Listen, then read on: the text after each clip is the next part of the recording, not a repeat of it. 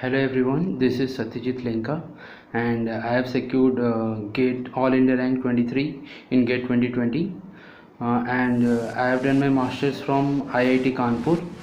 So today, as requested by my friend Sayan Kundu, I'll be sharing some of the tips which I have used in my GATE 2020. सबसे पहले हम लोग देखेंगे syllabus wise कैसे strategy बनाना है, okay. और अगर आपको अच्छा कंपनीज चाहिए थ्रू दिस गेट, तो आपको फ़िलहाल विद इन रैंक 30 के करीब आपको लाना पड़ेगा। और 30 के रैंक के अंडर अगर आपको लाना है तो अभी आपका सितंबर हो गया, अभी फ़िलहाल अब तक आपका 60% तक तो सिलेबस ख़त्म हो जाना चाहिए। फिर भी मैं कोशिश करूँगा आपको पूरा डिटेल एनालिसिस बताऊँ कि कैसे कैसे क्या क्या बुक्स कहाँ से क्या पढ़ना है और कहाँ से टॉपिक्स थोड़ा ज़्यादा आते हैं और कहाँ पे ज़्यादा फोकस करना चाहिए और कहाँ पे थोड़ा सा स्मार्ट वर्क करना चाहिए, ओके। सो चलो शुरू करते हैं। तो अभी अगर हम लोग देखेंगे फिज़िकल केमिस्ट्री पोर्शन में हमारा 5 टॉपिक सबसे मेन आ जाता है। सबसे पहले आता है क्वांटम, देन थर्मोडायनेमिक्स, उसके बाद इक्विलिब्रियम के बाद काइनेटिक्स, फिर उसके बाद लास्ट में हमारा एक आता है स्पेक्ट्रोस्कोपी और एक ग्रुप थ्योरी। तो मैं आपको वही बताऊंगा कि जो मैं ये क्या था, मतलब जो मेरा गेट के प्रिपरेशन के टाइम में मैं जो रेफरेंस बुक जो पढ़ा था, वो अगर हम क्वांटम की बात करेंगे तो क्वांटम में सबसे अच्छा बुक है केएल कपूर, जो मैं फॉलो किया था, ओके। केएल कपूर का लैंग्वेज बहुत इजी है, फॉरेन ऑथर्स मुझे थोड़ा सा टफ लगता है। देन फिर भी अगर आपको फॉरेन ऑथर्स अगर आपको अच्छा लगता है, still you can use it, okay. तो केएल कपूर पे अच्छे से क्वांटम दे रखा है, ओके। मल्टी इलेक्ट्रॉन एटम्स पे अच्छे से दे रखा है, आप उसे पढ़ सकते हो। और अगर हम अगले टॉपिक पे जाएं जो कि है हमारा ग्रुप थ्योरी के लिए सबसे अच्छा बुक है, केएल कपूर में भी है, केएल कपूर अच्छा दे रखा है ग्रुप थ्योरी। और एक किताब है कॉटन। और अगर आपको ग्रुप थ्योरी में अगर सबसे इजी वे में अगर फॉर गेट अगर आपको देखना है, देन एक चैनल है यूट्यूब में, काफ़ी सारे चैनल्स मिल जाएंगे आपको, GATE chemistry, all about chemistry. और उसमें से गेट केमिस्ट्री का मुझे वीडियो थोड़ा अच्छा लगा ग्रुप थ्योरी का, तो वो आप देख सकते हो। उसमें निमोनिक्स वगैरह सब कुछ दे रखा है, कैसे आपको ग्रुप थ्योरी याद रखना है। और ग्रुप थ्योरी का मेन है क्वेश्चन सॉल्व करना, पूरा ग्रुप थ्योरी का एनालिसिस क्या कैसे ये सब कुछ नहीं जाना है हमें, ऑलराइट। फिर आता है हमारा स्पेक्ट्रोस्कोपी, मॉलिक्यूलर स्पेक्ट्रोस्कोपी की अगर हम बात करेंगे तो बैनवेल इज़ द बेस्ट बुक। बैनवेल से रोटेशनल, वाइब्रेशनल, इलेक्ट्रॉनिक ये सब आप पढ़ सकते हो, ठीक है। और मॉलिक्यूलर स्पेक्ट्रोस्कोपी का मैं सबसे बेस्ट बोलूँगा कि आप क्वेश्चंस पढ़ो, उसके बाद जितना जल्दी हो सके तो क्वेश्चंस करने की कोशिश करो, क्योंकि जितना उस बैनवेल बुक में दे रखा है वो सारा नहीं आता है, उसमें से कुछ आ जाता है। लाइक मॉलिक्यूलर स्पेक्ट्रोस्कोपी का कुछ पोर्शंस आता है, वाइब्रेशनल का कुछ पोर्शंस आता है, और बहुत ही सिंपल आता है, ऑलराइट। तो उसके लिए क्वेश्चंस करना बहुत इंपॉर्टेंट है। एंड अगर आपको बेसिक्स क्लियर करना है, then Banwell is the best option for the molecular spectroscopy. फिर हमारे पास थर्मोडायनेमिक्स एंड इक्विलिब्रियम की अगर मैं बात करूँ तो there is a book called Castellan is the best book for thermodynamics as well as equilibrium. और मुझे लगा कि मेरा कॉन्सेप्ट इन थर्मोडायनेमिक्स वो कैसलन की वजह से क्लियर हुआ है। K L Kapoor is also a good option, ठीक है। Next there are some chapters like phase, electrochemistry, kinetics, surface chemistry. ये सब जो मतलब ये सब जो टॉपिक्स है ये केएल कपूर में बहुत अच्छे से दे रखा है। और आपको अगर उसमें से कुछ भी सब टॉपिक्स अगर केएल कपूर में नहीं भी दे रखा है, still you can search it from internet में बहुत अच्छे साइट्स मिल जाएंगे, उसमें से इंफॉर्मेशन गैदर कर लेना। हाँ, मैंने भी मेरे टाइम पे यही किया था। और यूट्यूब में काफ़ी सारे अच्छे वीडियोस दे रखे हैं, जो मैं एक दो यूट्यूब के चैनल्स बताए थे, उसमें से बहुत सही सरफेस के ऊपर ऑल अबाउट केमिस्ट्री में, और गेट में तो शायद है नहीं है, मुझे इतना याद नहीं, बट ऑल अबाउट केमिस्ट्री में अच्छा दे रखा है सरफेस, ओके। तो आप वहीं से पढ़ सकते हो। एंड ऑनलाइन रिसोर्सेज को कंसल्ट करना कुछ बुरी बात नहीं है, that is quite good. Books as well as online that's the best way.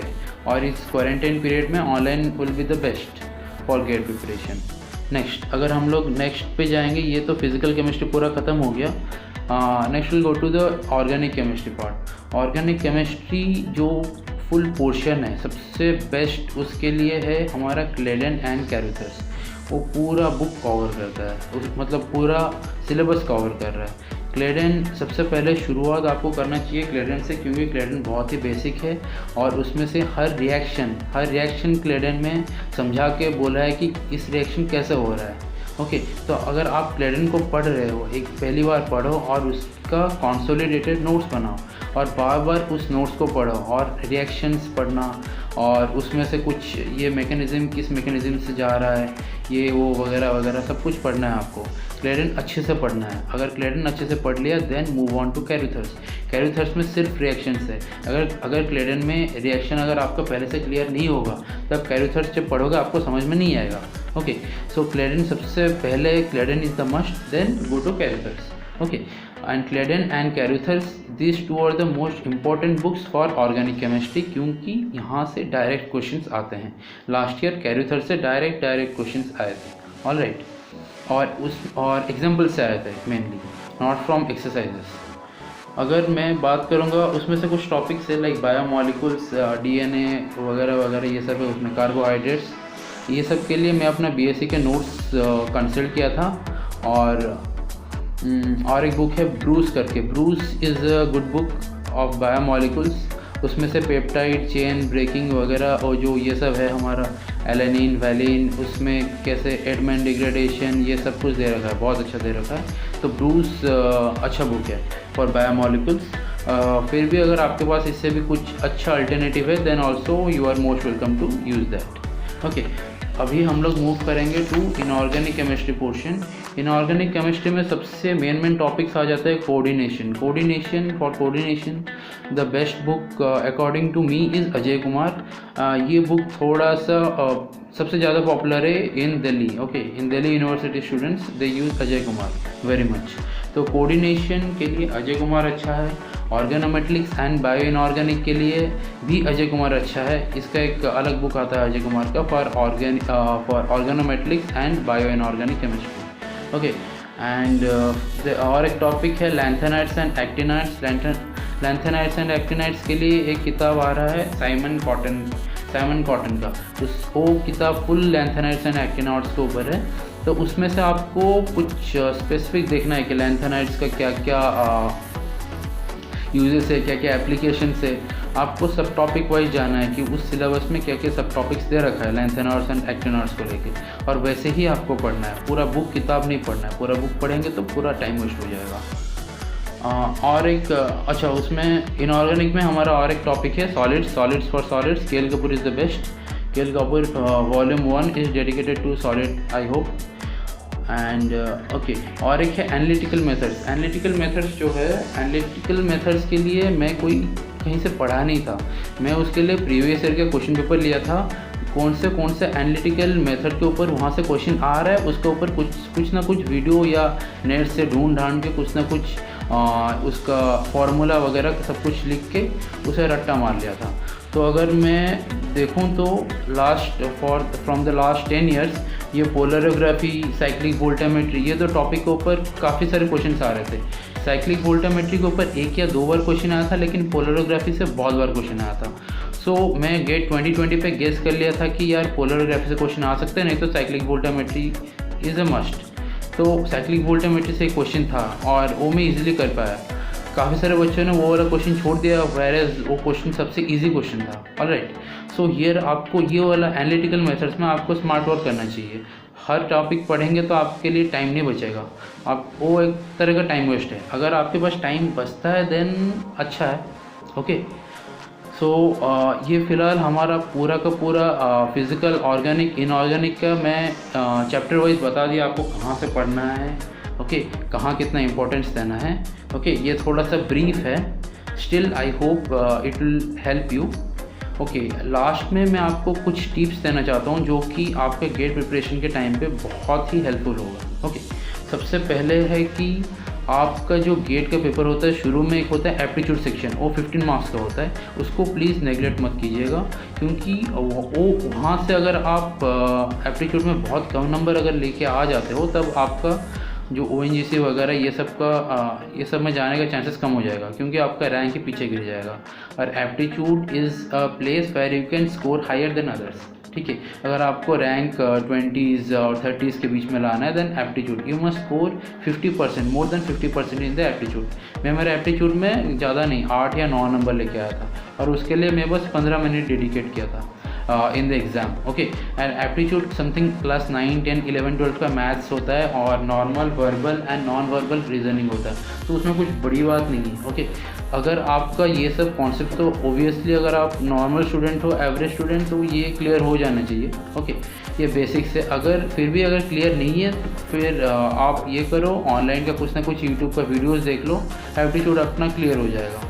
और अगर कोई टेस्ट सीरीज ले रहे हो तो अच्छी बात है, उससे एप्टीट्यूड क्लियर हो जाएगा, that's not a big deal, ठीक है।